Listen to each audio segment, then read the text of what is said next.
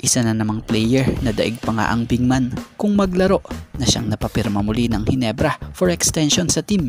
Kaya naman eto't si Boss Al kasama na nga sa litrato at nagpasalamat pa nga sa kanya maging kay Boss RSA. At Jeremiah Gray, puspusa na ang pagpapalakas para sa kanyang inaabangang pagbabalik sa Ginebra. So yan nga ang ating mga tatalakayin. Speaking of Jeremiah Gray, matagal-tagal na nga rin ang panahon nang huling masilayan itong healthy sa paglalaro sa Barangay Ginebra dahil sa pagre-recover nito muli sa kanyang knee injury. So si Jeremiah Gray, batay sa nakalap nating video clip, kapansin-pansin na talaga namang nakaka-recover na dahil patuloy ang pagbabalik pa kondisyonan nito. So ngayon pa lamang, magandang balita na ito para sa Barangay Ginebra. Dahil kung ganito, ibig sabihin lang nito, patungo na ito sa kanyang pagbabalik hardcourt. Dahil marami na ring beses itong naiispatan sa ensayo ng Ginebra na nagsushooting.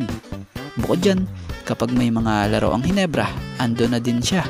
At kung papansinin nyo yung paglalakad niya, makikita mo namang wala na talagang problema. So si Gray, malaking tulong ito sa wing ng Ginebra dahil bukod sa talagang fit siya sa sistema at nakita naman yon sa mga pass game niya, ito'y malaki pa nga po or matangkad pa na maaaring makapagpailang sa mga makakalaban niya. So abangan natin, baka isang araw magulat na lang tayo or kayo na ito'y balik hardcourt na pala para sa Barangay Ginebra. At about pa rin sa Barangay Ginebra, solid pa rin ang Ginebra dahil balita'y binigyan na ng contract extension ang nag-iisang Hawkbuster ng Barangay Ginebra na si Aljon Mariano. So ito pala yun, yung ibig sabihin ng post niyang ito na kung saan mapapansing nagpasalamat siya kay Boss Al at maging kay Boss RSA at higit sa lahat dito kay God dahil sa plano raw sa kanya nito. So si Aljon Mariano unti-unti na nga pong nakakabalik muli sa dating minuto nito dito sa Barangay Ginebra matapos bigyan muli ni Coach Tim Cone ng chance para maging backup ni Japet. So alam nyo bang madalas nga ngayon sa mga huling nakalipas na laro ng Ginebra ginagawang pamalit na nga itong si Aljon sa bigman na si Japet dahil si Aljon bagamat undersize sa position pero grabe naman yung talino niya, daig pa nga niya bigman sa galawan sa ilalim taas ng basketball IQ niya. At bukod dyan, fit pa sa sistema ni Coach Tim at nagagawa niyang pangapo yung inaatang talagang trabaho sa kanya nito sa Ginebra nitong si Coach Tim. So kung babalikan natin alam nyo bang hindi lang pala si Coach Tim ang nakakakita sa husay ni Aljon pagdating sa pagiging malabigman.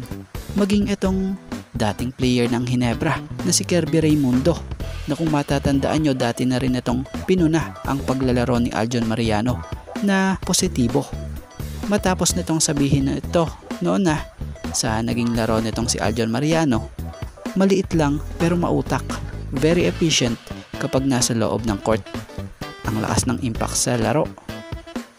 Yung Aljon Mariano 6'3 lang ang height pero larong 6'9. Keep it up. So yun, sa ngayon ito nga lang po muna ang ating sports pasada and thank you for watching guys. And God bless everyone.